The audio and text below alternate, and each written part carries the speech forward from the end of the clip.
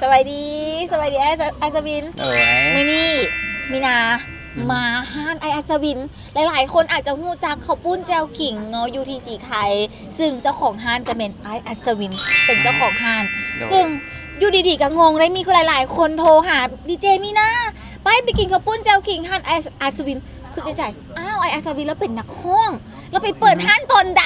มีไอเดียแนวใดในการเปิดห้านข้าวปุ้นแจวขิงนี่ไอถามก่อนที่ไปที่มาแสดงว่ามีนาเองหากระหู้เนาะแม่นหากระหู้เลยโดยที่จริงข้าวปุ้นเจ้าขิงนะก็คือหลายบอนก็จะมีเนาะแต่ว่าของเฮามันก็จะมีเอกลักษณ์ของห้านเฮาโดยเฉพาะกับสูตรนั่นแหละเพราะว่าข้าวปุ้นเจ้าขิงหลักๆก็คือ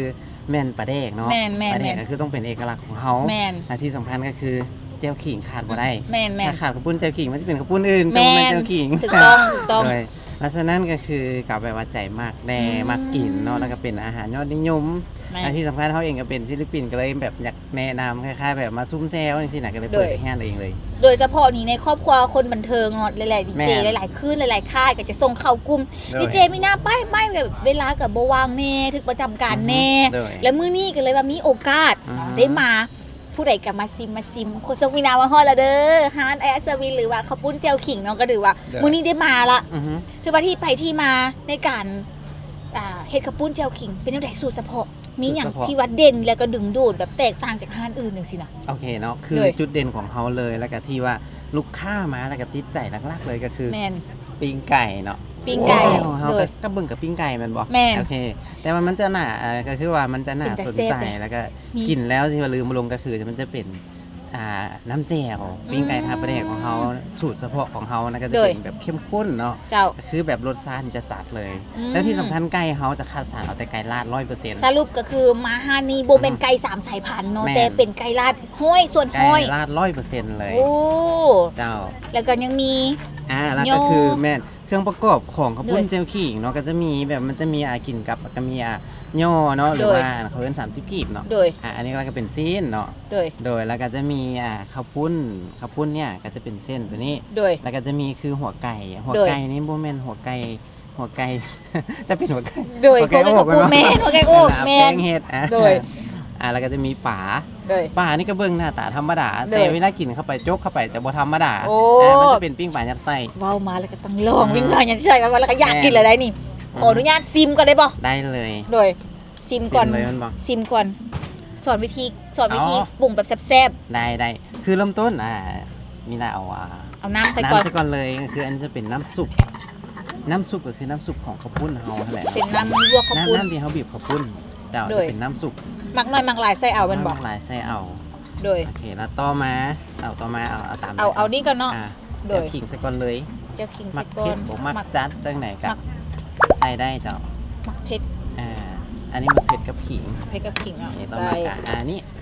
ใส่ถั่วงอกก่อนก็ได้ถ้าบ่มักบ่ใส่ได้บ่มักกับบ่ใส่ได้บ่มักบ่ใส่ได้เนาะใส่ปลาแดกเลยเนาะตามปลาแดกเลยปลาแดกต้องเขย่าก่อนดื่มเด้อเขย่าก่อนดื่มคือกินนมก่อนดื่มเด้อเขย่าก่อนดื่มแท้ๆหน่อยเนาะ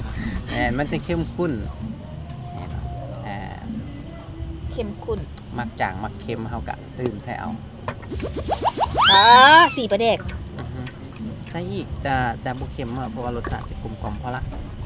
ใส่หลายจะไม่เค็มโอเครู้สึกว่าแซ่บแล้วแม่นว่ามานี่พี่ผักกันจองเนาะขั้นเอาไม่ถูกกับบ่ปันใดบ่แม่นมีนาละแม่นละคือกินข้าวปุ้นต้องใส่มือแม่นบ่ใส่มือนี่บ่แซ่บต้องแบบจีกใส่เลยจีกใส่เลยอันนี้เป็นกะหล่ำลวกโดยกะหล่ำลวกแล้วก็มีผักกันจองผักกันจองนี่ขาดบ่ได้เลยแต่ว่าเขาจะมักอันนี้ก็คือขาดบ่ได้เพราะว่าเขาปลูกเองอันนี้โอ้แม่นบอกแม่นปลูกกับห้านเลยปลูกอยู่ห้านเลยปลูกสดๆนั่นล่ะต้องหั่นมักงอกลวกมักงอกลวกถ้ามักลวกเขาก็ลวกให้ได้โอ้อันนี้มักถั่วยาวเด็ดเลยโลดเอามือเด็ดเลยแซ่บๆมักอันนี้มาตรงแก้วขาดบ่ได้เลยอย่าลืมปลาแดกนี่มาขยำก่อนใส่หน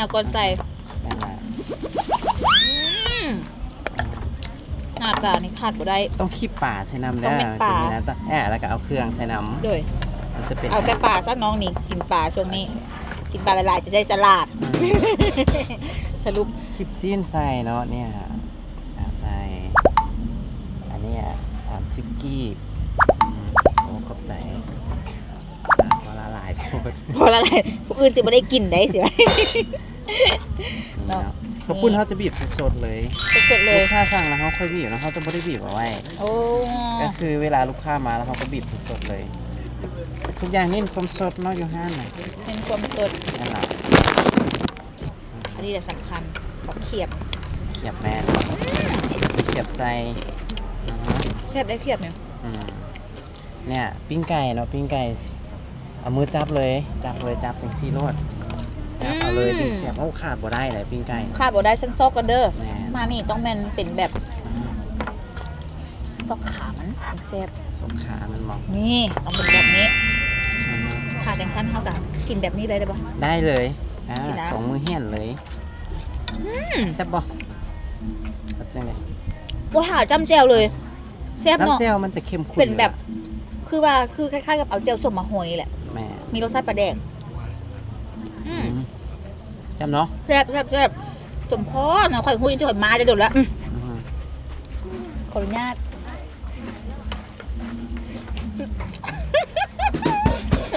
เป็นยังไงรสชาติลูกโป่แถมก้อยเลยบ่แซ่บไก่ลาดอิหลีไก่ลาด100%เพราะว่ามิน่าเป็นคนมากกินไก่แล้วเขาจะหู้เลยว่าไก่ลาดหรือโบไก่ลาดไก่ลาดไก่สามสายพันธุ์เนื้อรสชาติมันจะต่างกันแม่นเลยไก่ลาดมันจะแน่นๆเนาะแล้วมันจะบ่มัน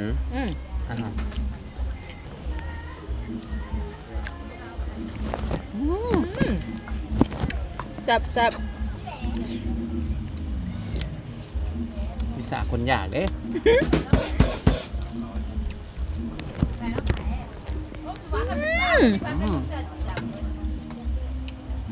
แซ่บโดยเฉพาะนี่ต้องแบบคู่กันเลยนี่กรอบแซ่บบ่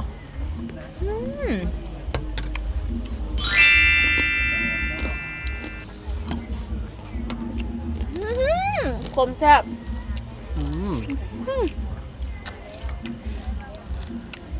แซ่บยกโป้เลยถ้าว่าผู้ที่แบบชิมาอยู่นะบอกโลเคชั่นให้หนึ่งว่าผู้ได้แล้วนี่แซ่บแหงแม่ว่าผู้ได้เท่าแซ่บแหงสำหรับโลเคชั่นเนาะโลเคชั่นแบบว่าไปจังใดมาจังใดสีใครหลายคนหู้ว่าสีใครถ้าเข้าห้อมใดอธิบายโลเคชั่นให้ท่านผู้ชมทางบ้านโอเคขอความแซ่บกันอยู่เลยสำหรับสถานที่เนาะลูกค้าเนาะลูกค้าสามารถมาได้2 ทางไงถ้าเกิดว่าเริ่มจากถ้าเกิดว่าลูกค้ามาทางพงปงก็จะถนน13เหนือเนาะจะก่ายส่วนนี้มาส่วนนี้อยู่เบื้องซ้ายมือแล้วขี่มาอีกประมาณ50 เมตรเราจะเห็นโตโยต้าอยู่เบื้องขวามือจากโตโยต้าประมาณ50 เมตรแล้วก็เตรียมเลี้ยวซ้ายเลยติดไฟสีญาณเลยเข้าห้อม3บ้านโพสีใส่สวยกับโตโยต้าห้อมมุงเฮียนจะเป็นทางคอนกรีตเนาะแต่ก็จะมีป้ายเขาบอกอยู่ฮั่นว่าป้ายทางเข้าห้านข้าวปุ้นเจ้าขิงไอซิไข่ประมาณ200 เมตรเลี้ยวซ้ายเลี้ยวขวาแล้วก็แม่นเลยห้านเขาจะเห็นง่ายๆเจ้าหรือว่าเข้าไปเบิ่งเพจของเพิ่นเพจของเราเลยก็ได้เข้าไปเพจได้เนาะพิมพ์คำว่าแนวใดเป็นภาษาลาวเลยเพจของเราก็คือว่าห้านข้าวปุ้นเจลขิงไงสีไข่เจ้าและนอกจากนี้เบอร์โทรเนาะจดบ่ถึงเบอร์โทรโอเคถ้าผู้ใดที่ว่าบ่ได้ follow เพจเฮาก็สามารถติดต่อหาเฮาโดยตรงได้เนาะเบอร์โทรที่020-566-33-669เจ้าและอีก1 ช่องทางนึงก็คือสามารถสั่งผ่าน Food Panda ได้เนาะกับการบริการแบบดีฮอตเฮือนบ่ต้องมาเองก็ได้แต่สั่งบริการผ่าน Food Panda ก็แม่นสามารถได้ข้าวปุ้นเจ้าขิงเนาะอยู่ที่สีไข่ของพวกเขาเช่นเดียวกันซึ่งในมื้อนี้ก็ต้องขอขอบใจข้าวปุ้นเจ้าขิงเช็ดง่ายๆแบบนี้เนาะที่ว่าให้ทีมงานพวกเขาได้ชิมมื้อนี้มีนาก็สิได้กินต่อก่อนแล้วก็ขอขอบใจอะไรหลายแล้วก็เอาเป็นว่า EP หน้าอาจจะกลับมาอีกว่าเป็นแนวใดฟีดแบ็กลูกค้า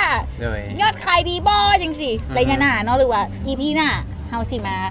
กลับมาอีกรอบหนึ่งบ่ได้อยู่แต่รอบเดียวนี่เด้อ EP หน้าพอกันว่าสิเป็นเดือนใดนั้นแน่นอนพอกันอย่างแน่นอนตอนนี้พวกเราทั้งสองคนขอกล่าวคำว่าสบายดีก็ขอกำใจเด้อสบายดี